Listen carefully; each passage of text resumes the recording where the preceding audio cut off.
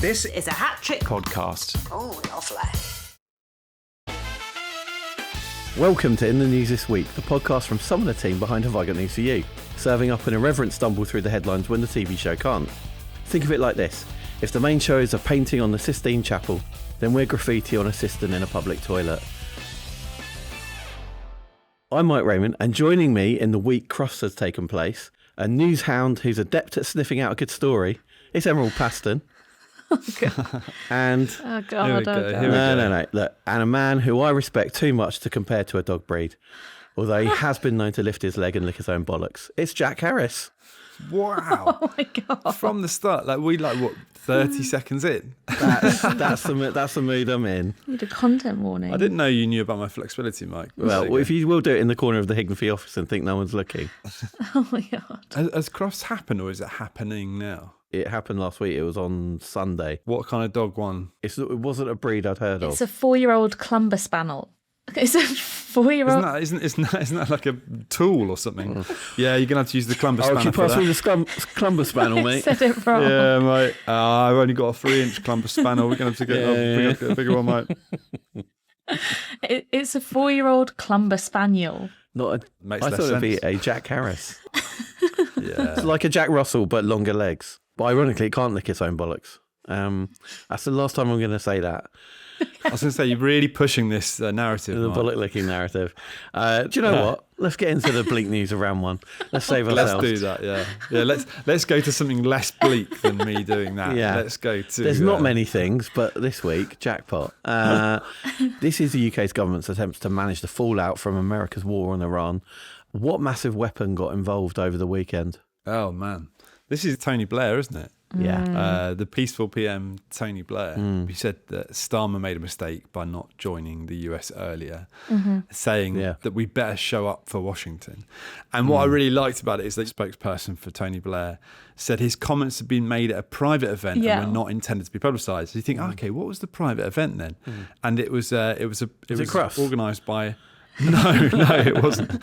It was organised by an online newspaper, presumably filled with journalists. What the heck? I don't know if you think if that's the private event that people aren't going to leak anything out of. Even if you started that sentence with off the record, come on, I mean, literally read the room. Yeah. I also don't understand why they put out that statement about it not being intended to be public, because it's basically just saying he doesn't want us to know that he thinks this, but he does definitely think this. What's the point of putting that out? Do you know what? I'm really glad they reported that, because I would not have known that Tony Blair liked war in the Middle East. Yeah, that was a shocker. Yeah, the only man in existence it would be funnier to see win a FIFA Peace Prize than Donald Trump. I did think it was interesting how Yvette Cooper, who was a Blair era minister, so she was. So did you say Blair era?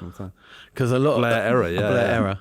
Yeah, there were a lot of of errors. Blair errors. Many Blair. Yeah. When she got questioned about Iran on the Sunday programmes this weekend, she said we have to learn lessons from what went wrong in Iraq, and that almost sounds like they've learnt something, which is it's almost like they've got foresight, which I just still, in terms of this government, Starmer's government, the kind of ability to be able to, it really unnerved me. I didn't like it at all. Another Labour MP said what she said, but much more concisely. The MP for Leighton and Wanstead, Calvin Bailey. Fuck Trump, was that it? He said, "Dear Tony, read Chilcot, love Calvin." Oh, lovely. Okay, look at It's that. quite a concise way of phrasing it. Yeah. Bit sass. That's really sassy, that, isn't it? Yeah, very. That's quite classy. Also, weirdly sounds like a romance film as well. Love Calvin. Yeah. But what I really loved, I don't know if you saw this, the papers were referring to Starmer going against Trump as his Love Actually moment, which initially I thought he's going to turn up on the White House lawn with some placards apologising to Trump and tell Melania it's carol singers sort of thing. A bit like he's going to be popular when it comes out, but 10 years later everyone's going to be a bit embarrassed that they were ever involved in it.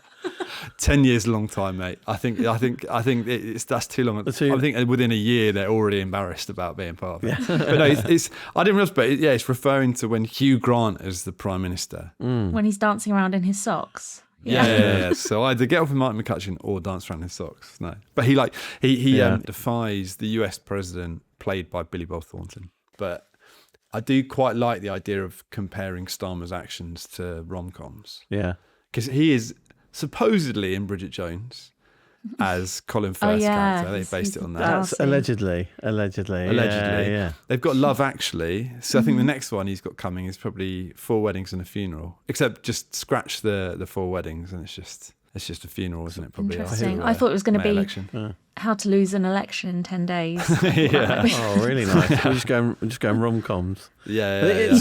Like, do you guys? Is there anything Britain can do to hold its own against the Yanks? I mean, we're not in the EU, so we can't use that to help us. Thank God, eh? Hey, who wants to be in a third most powerful economic bloc in the world? Not me, thank you very much. No, sir. No, thanks. Someone else. You know, I've read about all that on the side of a bus, and I don't trust it. We've got one thing. We've got one trick up our sleeves. Yeah, there's one thing. There's some people have been floating it, like Ed Davey has suggested that we should cut off the King's state visit to the US, which is coming up in April. Don't send an old man to the States. That's we are not plan. sending our most expensive OAP to you. And that's it. No matter what you say. I think we should send Andrew.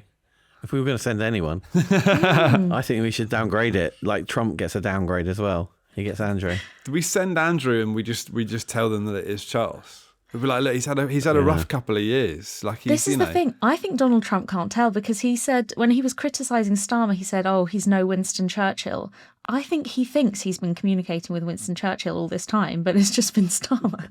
He's like, I've not seen this guy smoke a cigar once. Yeah. What's going on? And it's just clicked for him. And he's started putting his fingers up the other way around. Really weird. What was off, then on, then off again? Is this us sending like our really, really fancy looking boats to Cyprus? Yeah. Have you seen the HMS? Big boat. I love start the boats. Yeah, big boats. No, stop the boats. No, start the boats again. Have you seen? It's called HMS Dragon. I like the fact it's named after like a non-existent threat, like an imaginary threat in HMS Dragon. But have you seen it? Oh, I've not seen it. It looks rubbish. It looks like it's got a dunce cap on it. Like if you have a Google, it looks like, you know, when you get kids to try and draw something from memory and they get like the perspective slightly wrong. Like a drawing up. Or like actually, no, hold on, not a child, just anyone. If I tried to draw a ship, I would get the perspective all wrong. But that is exactly it. We were going to send that to Cyprus, and then it turned out it might take a while because it's currently in dock having maintenance and repairs, and it turned out the staff only work 9 till 5. So no way. Yeah, genuinely true. That's presumably the people doing the repairs, not the people who staff in the aircraft carrier, because that would be pretty annoying if you're at sea. You've always got to be within land. 5 p.m. Yeah, 5 p.m. Like, oh God, we've only got so far. We've got to turn back and drop them off again. The 9 to 5. You're thinking of HMS Dolly Parton. Yeah, HMS Dolly. Yeah, HMS which Dolly. sounds about as scary as HMS Dragon. Yeah, like that sounds like. But it's a lot more shapely. Yeah. Sorry. Lots of parts that can come on and off. It's had lots of artificial bolt-ons throughout the series. Yeah. So there was that, and then Starmer obviously called up Trump. I think it was established this weekend, and tried to make up with him. And apparently Trump said, "Do you know what? Don't bother sending it. Too late. We don't care. We don't want it." Didn't he say? Because I don't want people joining wars after we've already won them. After we've won them, which I completely forgot that the US had won this war against. Yeah, I think it's like how they won Vietnam. Yeah. What's Kemi Badenoch had to say for herself recently? Is anyone keeping an eye on that? Emerald, you're a fan of the Badenoch. Badders. Yes. The Badenoch. Big badders. Knocky. I'm a bit confused. So she was lashing out at Keir Starmer, saying that he's too scared to make foreign interventions. But she also, in the same sort of speech, was saying that everyone remembers the mistakes of the Iraq War. So she's trying to land a punch on both Labour governments, even though they're taking completely different approaches. So I think she's got herself a bit confused. She's gone this, tried to punch him and then punched herself twice in the face. She's given herself a double black eye, is what I'm saying.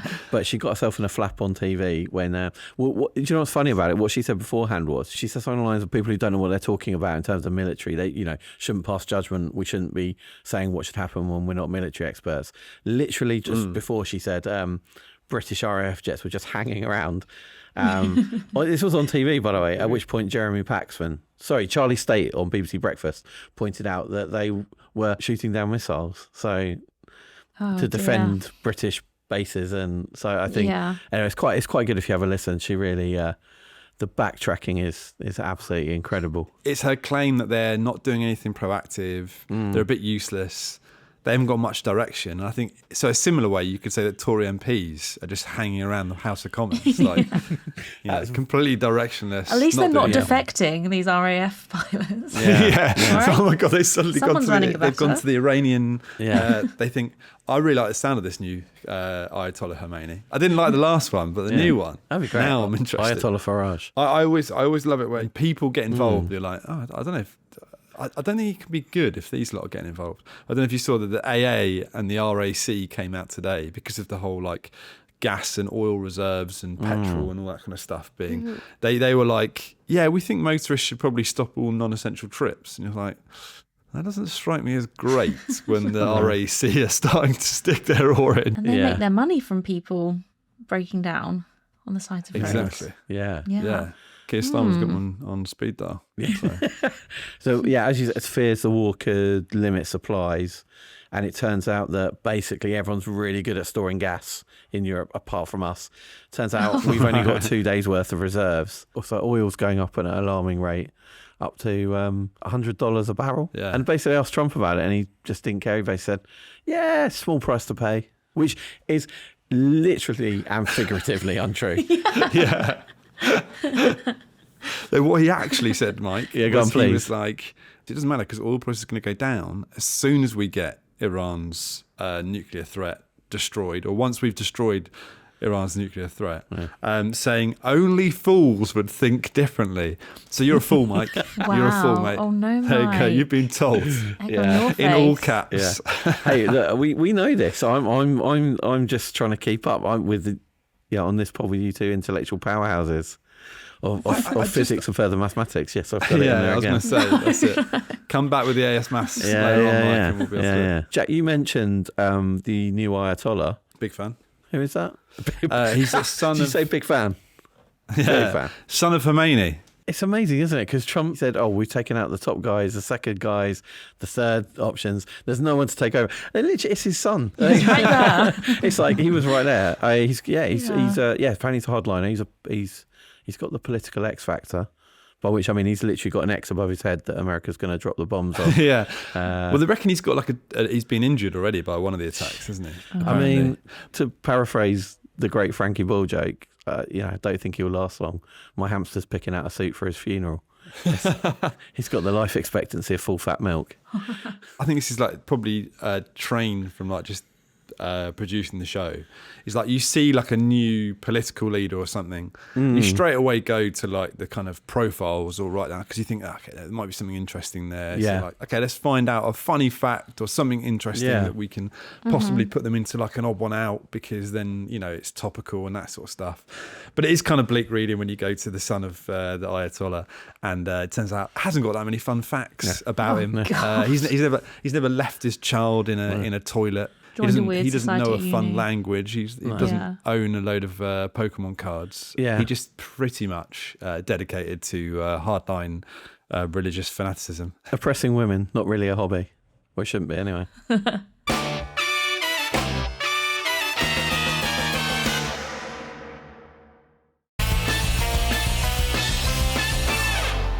Welcome back to In the News This Week. Before we get into it, big thank you to everyone who got in touch after last week's episode.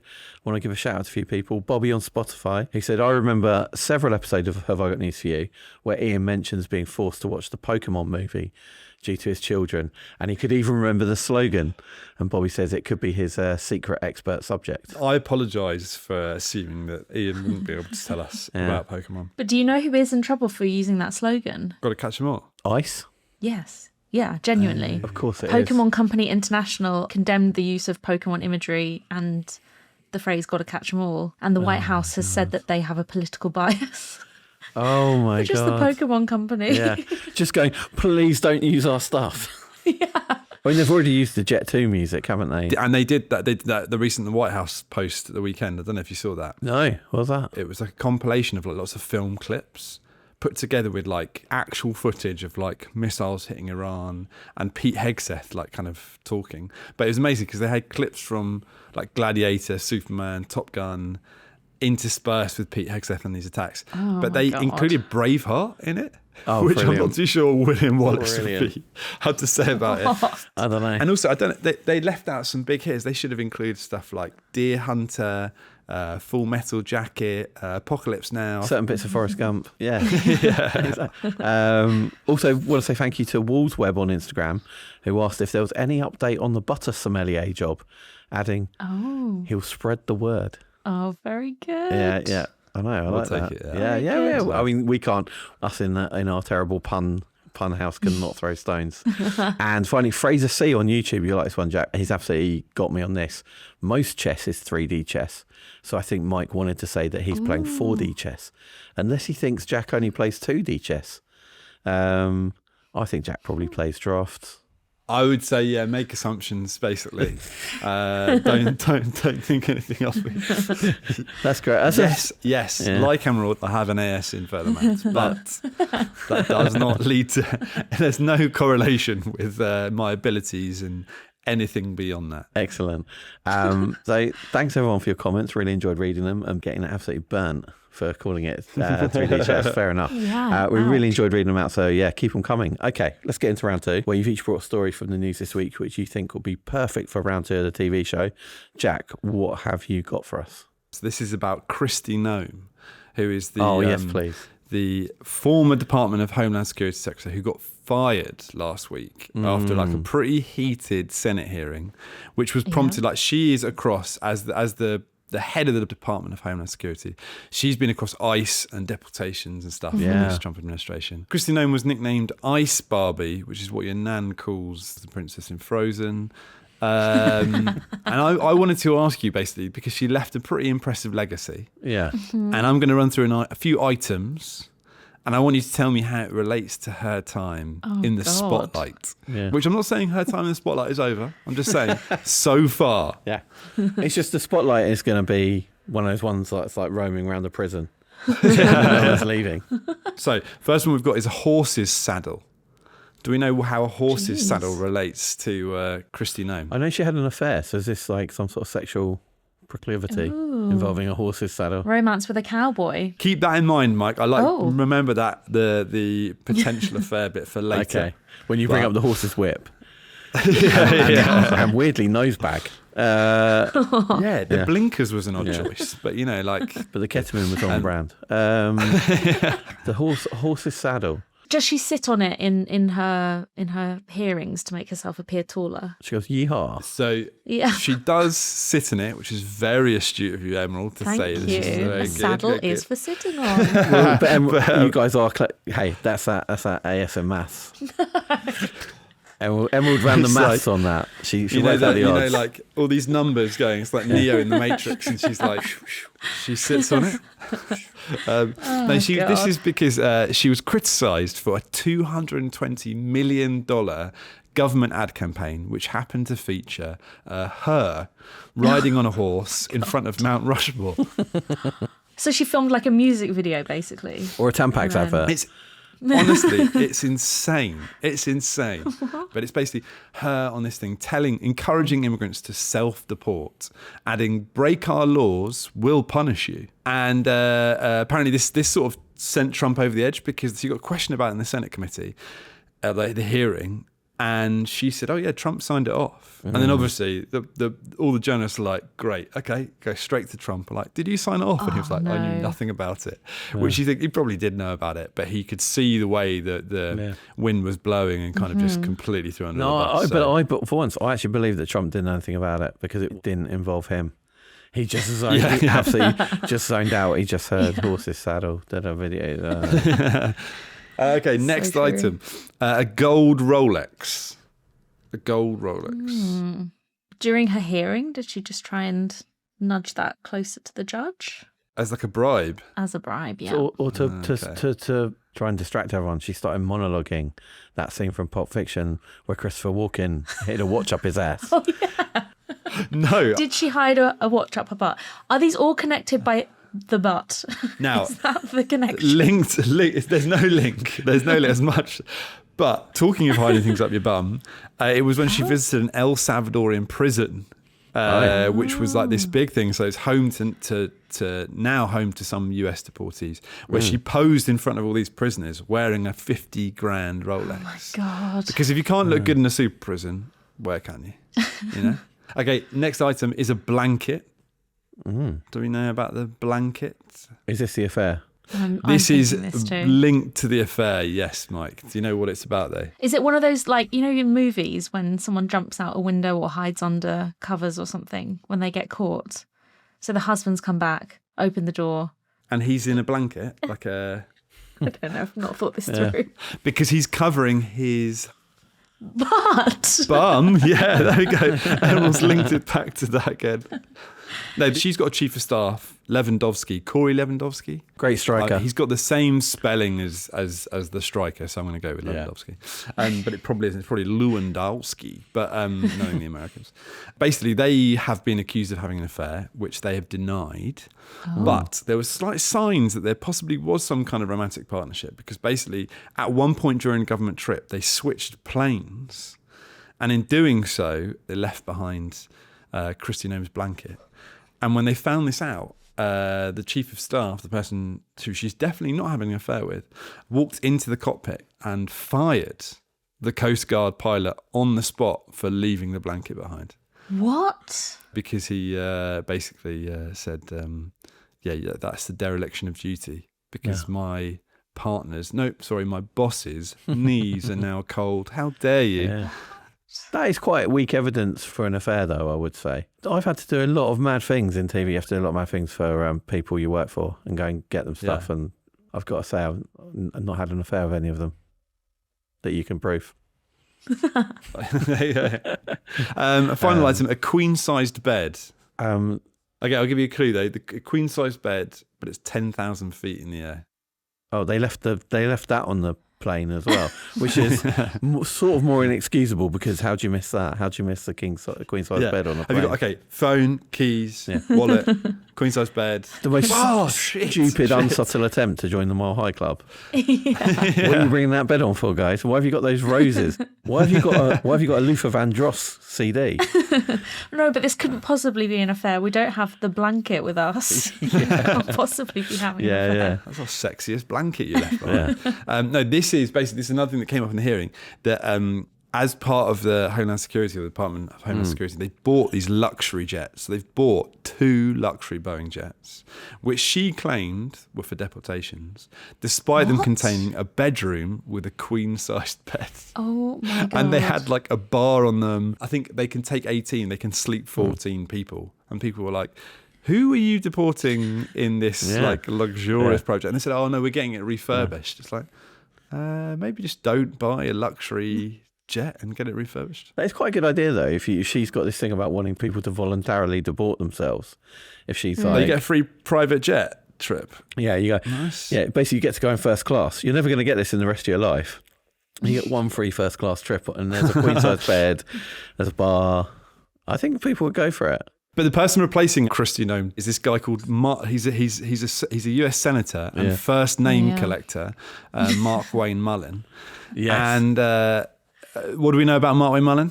He's an MMA fighter, right? He's an ex-MMA fighter, yes. Ridiculous. He owned a plumbing business. He tried to fight a union boss in a Senate hearing, and he had to basically be held back by Bernie Sanders. Hold me back, Bernie. Hold me back. Well, I was going to say, what kind of MMA fighter is if he can be held back by geriatric Bernie Sanders? And he has, at the time of this recording, killed no dogs, which, if you don't want to know about, just Google Kristi Noem dog / goat, because there's another thing about her. You know about this, Emerald, right? I feel like we've talked about it on here. Maybe it's with Queenie. We have, it feels like the sort of thing Queenie would have brought up. She killed her dog. She shot a dog, yeah. And then she also shot a goat as well. I tell you what, I'm jealous of like kids who are, in the future in 50 years studying history. This will be so much fun. 50 to 100 years when, hopefully we've got through the nuclear winter. Whoever's left, studying this is going to just be, everyone's going to be like, I'm doing history. It's going, which bit you didn't? That bit.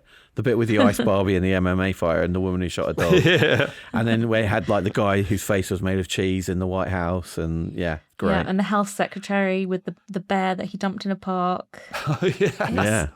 The whale's head he chopped off and The put on the top whale's of his car. head, Yeah, bring me some of that. Brilliant. That's great. Thanks, Jack. I'm so happy we got to talk about that. That's great. Emerald, what your turn. What have you got for us? I have a closer to home story about the EU. Oh, those guys. Right. The EU has banned certain meaty words from being used on plant-based foods. Oh, I love this. The lawmakers they're outlawing the use of 31 meat-related names, including pork, lamb, drumstick. You can't use those on any Drumstick? You can't use drumstick? No. But that's a musical word. Yeah, you can't use it. If that stick is not made of meat, you can't use it. But don't worry, Mike, some words can be used on non-meat items, such as sausage or pastrami. They didn't manage to get through the ban on those. So you can't use drumstick, but you can say pastrami, which there's only one definition of pastrami, which is you a can meat. say aubergine pastrami. Aubergine pastrami, but you can't say carrot drumstick. No. But you can say carrot stick. Maybe. And you can say carrot drum. I think so. But you can't say carrot drumstick. But it is all based on a bit of a culture war. So there's some MPs that are trying to ban words to show their support for farmers who are farming, animals. Yeah. And then there's some MPs that are saying it's blocking food entrepreneurs and it's stopping consumers from finding good alternatives to meat. And one article I read described the MEPs trying to ban the meat words as casting themselves as bulwarks against a cosmopolitan push towards alternative proteins. But I don't know if they should be including the phrase bull in there because it's not about meat. Maybe they just need to reach a stage where every noun that they say needs to have the word meat or non-meat in front of it, and then everyone will be happy. Every single word, if you put meat in front of it, can become a euphemism. That's the problem. Jack is trying to think of a word that doesn't fit that criteria. Yeah. I'm just looking around the flat I'm currently in, and everything I'm looking at, Mike's kind of nailed me there. It's like meat bag, the old meat bottle, meat chair. He hit the old meat bag. Yeah, meat bag, meat lamp. Sorry, Emerald. Back to my very important story about meat and non-meat. I've actually got a game. I've got a game for you guys based on this news story. Yeah. It's actually not a game because you'd be really helping me out with my burgeoning plant-based meat alternative business. So what I want you to do is I've got some products that I'm hoping to launch in EU countries, and I want you to guess whether the name would be banned or not. Amazing. Okay? So they're all plant-based products. So I'm planning to launch this mushroom meat alternative in France. Can I keep calling it a Bon Appetit bone? Is that banned? Or is that allowed? My Bon Appetit bone. I imagine you can't call a non-steak T-bone a T-bone. I think you can have Bon Appetit bone because it's the bone and it's not the meat. Interesting. And it sounds sexy and it's France, so. Like a bone. Do you want a bone? French go. Mike, you're finding every word in this game sexy. Sorry. You're right, mate. Sorry. I'm sorry. Hang on a minute. You brought me a story that's about just relentless ways, like words with meat in front of them, and you don't expect me it to be like just pure innuendo. Mike hears bone, and he's like, "You're a boner." Meat bone. You literally said meat. Okay, well, Mike, you're wrong. T-bone, along with words like ribeye, are set to be banned. I cannot use that for my mushroom. This is, by the way, this is the dumbest game I've come up with. It's so dumb. I like it. No, you've come up with worse. Okay, in Spain, I'm deciding between two products, and one of them is going to be banned, and one of them isn't going to be banned. Do you know which? So one of them is the Hasta la Vilsta. That's the name of the product. Yes. And the other is the E2 Mama Tam burger. Which one is going to be banned? EU Mama Tam burger. E2 Mama Tam burger. E2 Mama Tam burger. It's a Spanish film. I love that. So you basically either burger or what was the first one?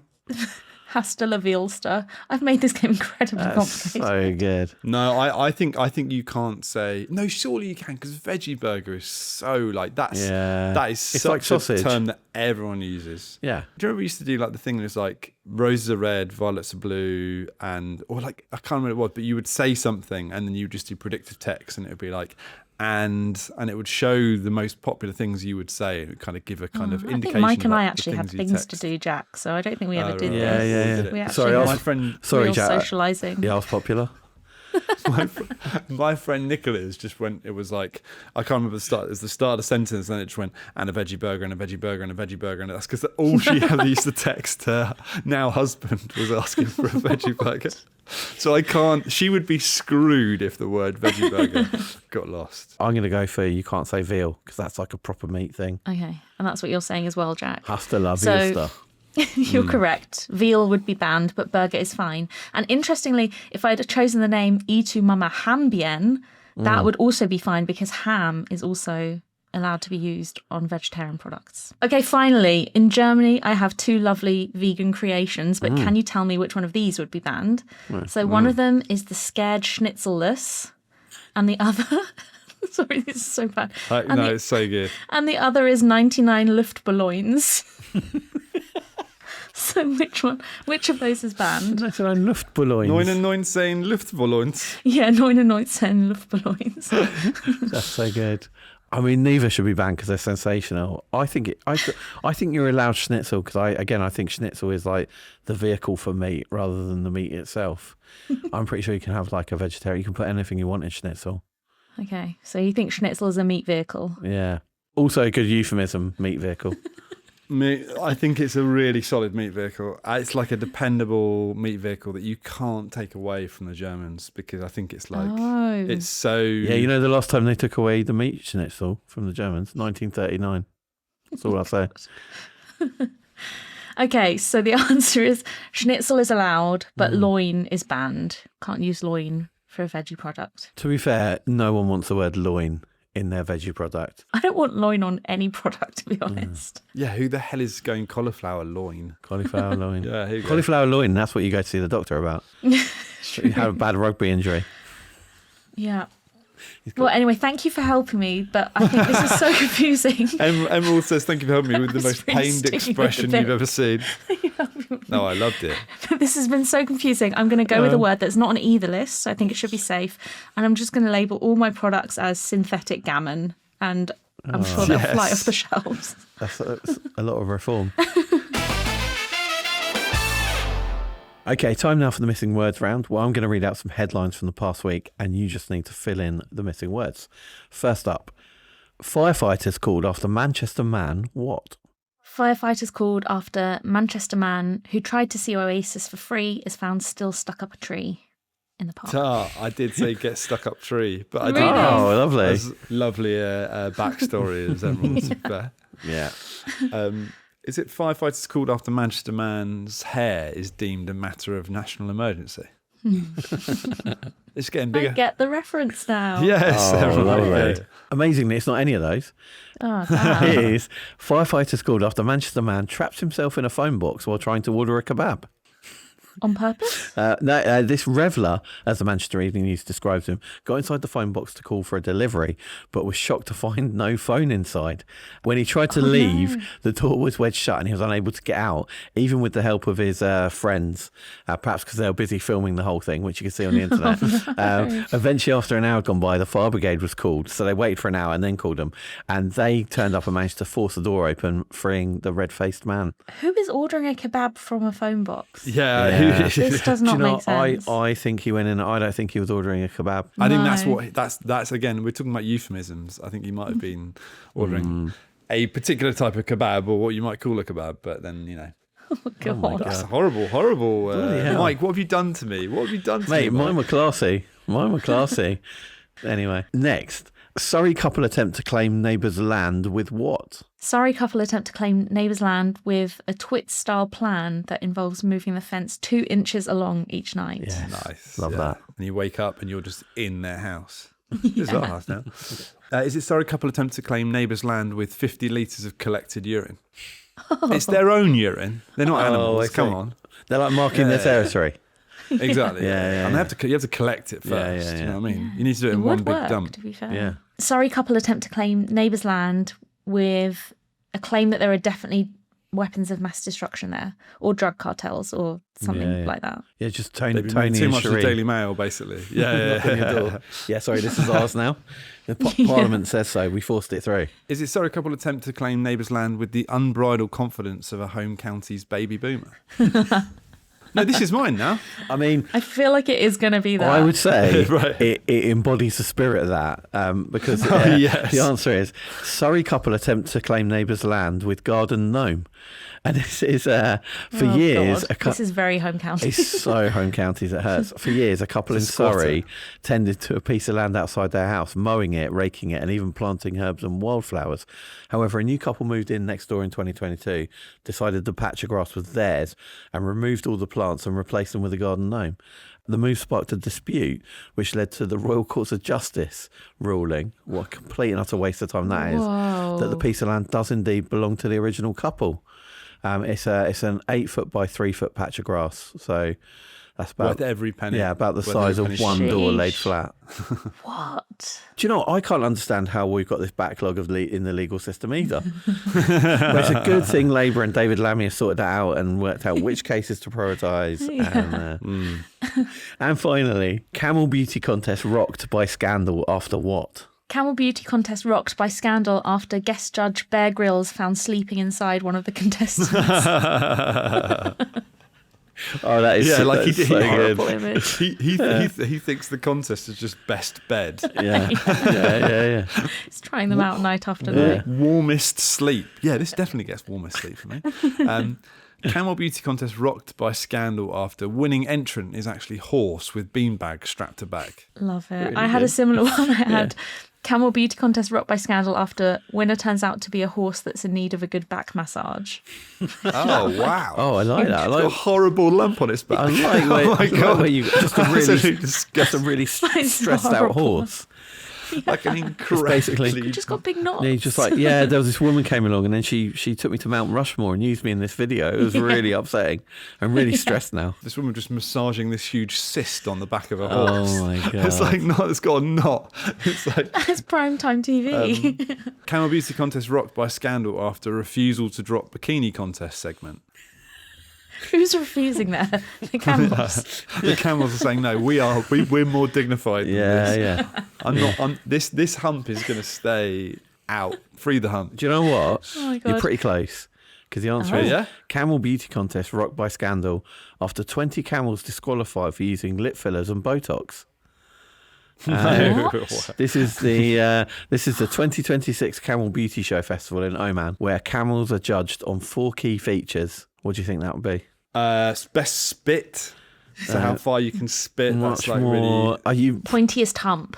hump, head, Just hump. neck, and Eyelashes. their coat? So coat, Neck. coat, neck, head, and hump. According to Vice and Forbes, veterinary inspectors disqualified 20 camels that had undergone cosmetic procedures like injections to induce pouty lips, Botox to soften their face, Oh my and silicone God. wax to enlarge and define their hump. What a journalistic duo of Vice and Forbes. Yeah. I know. For them to be covering ends of the the spectrum. camel beauty contest. Yeah. One's interested in who wins the money, and the other one wants to, get off with one of them to see what it's really like. Probably the classic Vice documentary.